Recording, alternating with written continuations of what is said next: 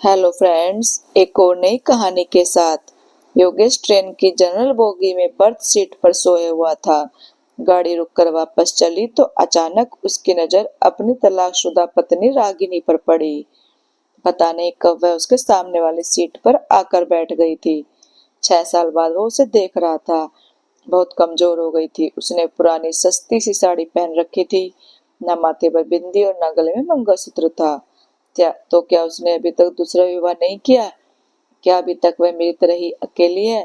योगेश ऐसा सोच ही रहा था कि तभी रागिनी की नजर उस पर पड़ी।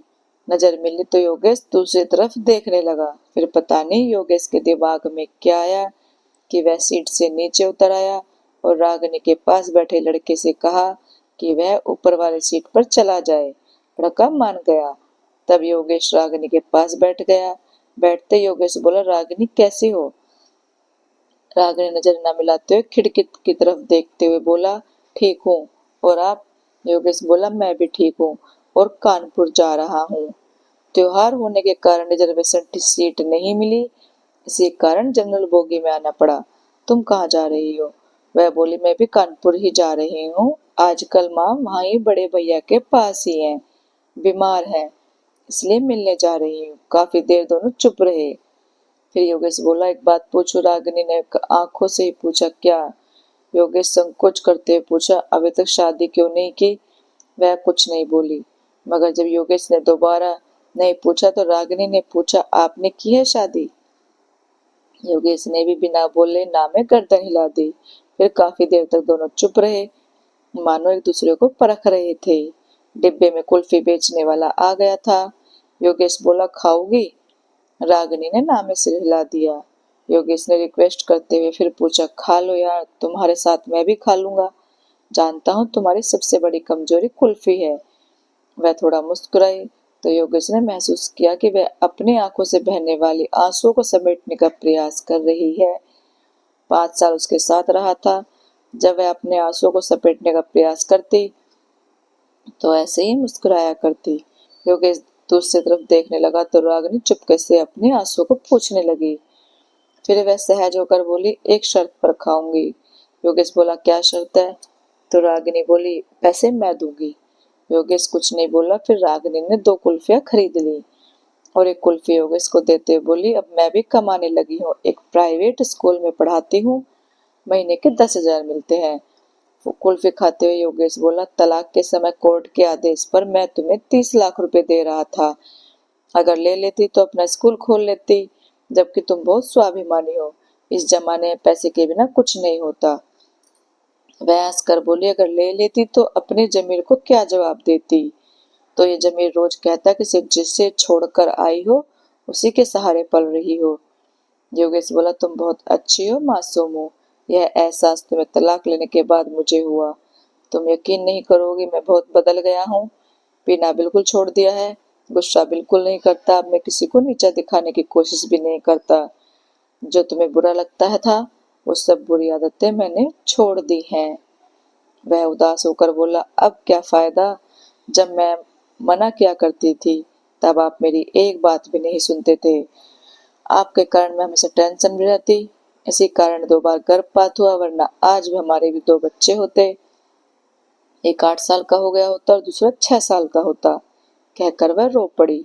बच्चों की बात पता चली तो योगेश के भी आंखों में आंसू आ गए, लेकिन वह पुरुष था तो आंसू को पलकों तक पहुंचने से पहले ही पी गया और बोला, कभी कभी लगता है मैं बहुत बुरा आदमी हूँ। मैंने कभी रिश्तों की कदर नहीं की, उसी की सजा झेल रहा हूँ आज। बिल्कुल अकेला हो गया हूँ। अब माँ भी नहीं रही। माँ के ना होने पर रागिनी को बड़ा दुख हुआ और बोली, माँ को भली चंगी छोड़कर आई थी, उनको क्या हो गया था? इस बार योगेश भावुकतावश अपने आंसुओं को नहीं रोक पाया और वो बोला, वो तुम्हें दिन रात याद करती थी, बोलती थी बहू को वापस घर ले आओ। मैं उन्हें कैसे समझाता कि तलाक के बाद बहुएं वापस घर नहीं आती। फिर दोनों के बीच चुप्पी छा गई। कानपुर आ गया था, स्टेशन आने वाला था। योगेश बोला, वापस कब जाओगी?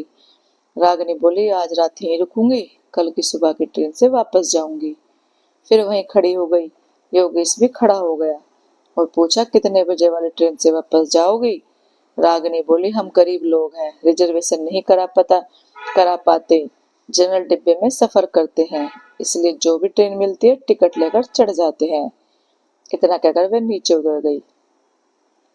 योगेश अपना सूटकेस संभालता हुआ उसके पीछे लपका और बोला, अगर मैं रिजर्वेशन की 2 टिकटें ले लूं तो मुझे पता है कि तुम मेरे साथ नहीं चलोगी, लेकिन मैं तुम्हारे साथ सफर करना चाहता हूँ, जनरल में ही चल लूंगा। बताओ कितने बजे? यहाँ मिलूंगी, रागिनी ऑटो में बैठती हुई बोली। 9 बजे यहाँ मिलूंगी। फिर उसको देखते देखते ऑटो आंखों से ओझल हो गया। योगेश कानपुर 2 दिन के लिए आया था, मगर रागिनी का साथ पाने के लिए उसने अपना शेड्यूल बदल लिया।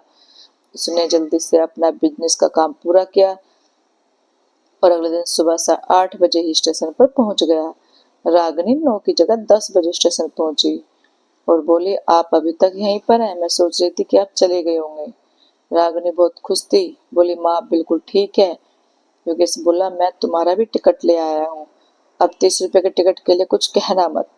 रागिनी हंसते हुए बोली, अभी ट्रेन आने में आधा घंटा है, चलो तब तक कुल्फी खाते हैं, पैसे मैं दे दूंगी, हिसाब बराबर हो जाएगा। इतना कहकर वह फिर मुस्कुरा दी। वह जब भी मुस्कुराती योगेश की नजर उसके चेहरे पर ठहर जाती। फिर दोनों ने कुल्फी खाई और तब तक ट्रेन आ गई और फिर से एक नया सफर शुरू हो गया। मगर इस सफर में कुछ खास था। योगेश कुछ कहने के लिए तिलमिला रहा था, मगर डर भी रहा था कि कहीं वही मना कर देगी। तो योगेश नोटिस कर रहा था कि रागिनी बड़े भाई के घर से नई साड़ी पहन कर आई थी और बहुत सुंदर लग रही थी। खिड़की से आ रही ठंडी हवा के झोंके से रागिनी के ललाट पर लटकी बालों की एक लड़ी झूम उठती है।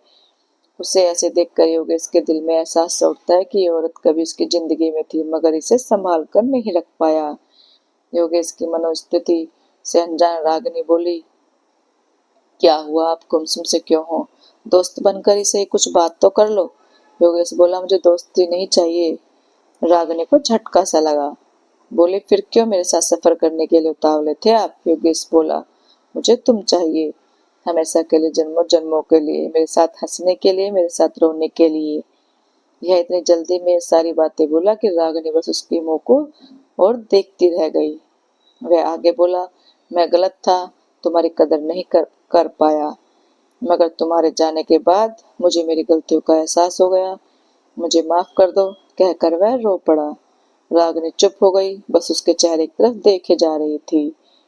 योगेश उसके दोनों हाथ पकड़कर बोला, मुझे माफ कर दो, मैं वादा करता हूँ अब कभी तुम्हारे आंसुओं की वजह नहीं बनूंगा, जो तुम कहोगे वही करूंगा, प्लीज लौट आओ। रागिनी ने माथे पर साड़ी थोड़ी सी पीछे सरकाई और बोली, इधर देखे जरा।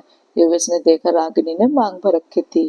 वह बोली, मैं जानती थी आप यही सब करोगे, मैं कल ही सोच लिया था कि अब अकेले चलने के दिन खत्म हो गए हैं, मेरा हमसफर लौट आया है, अब आगे का सफर उसी के साथ तय करना है, थक गई हूँ मैं अकेले चलते चलते, कहते हुए अजीब सी मुद्रा में मुस्कुराने लगी।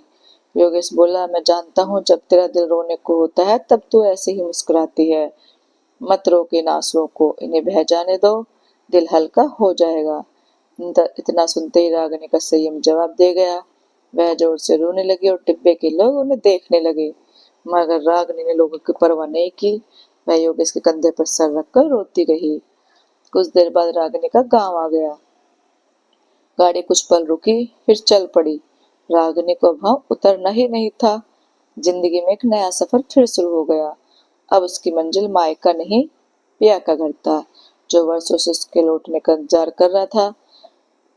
वह अब भी योगेश के कंधे पर सर रखी थी, आंखें बंद कर मुंद बंद मुस्कुरा रही थी, एक मासूम बच्चे की तरह। दोस्तों, आपको ये कहानी कैसी लगी? अच्छी लगी हो तो लाइक, कमेंट और शेयर करें, चैनल को सब्सक्राइब करें। Thank you.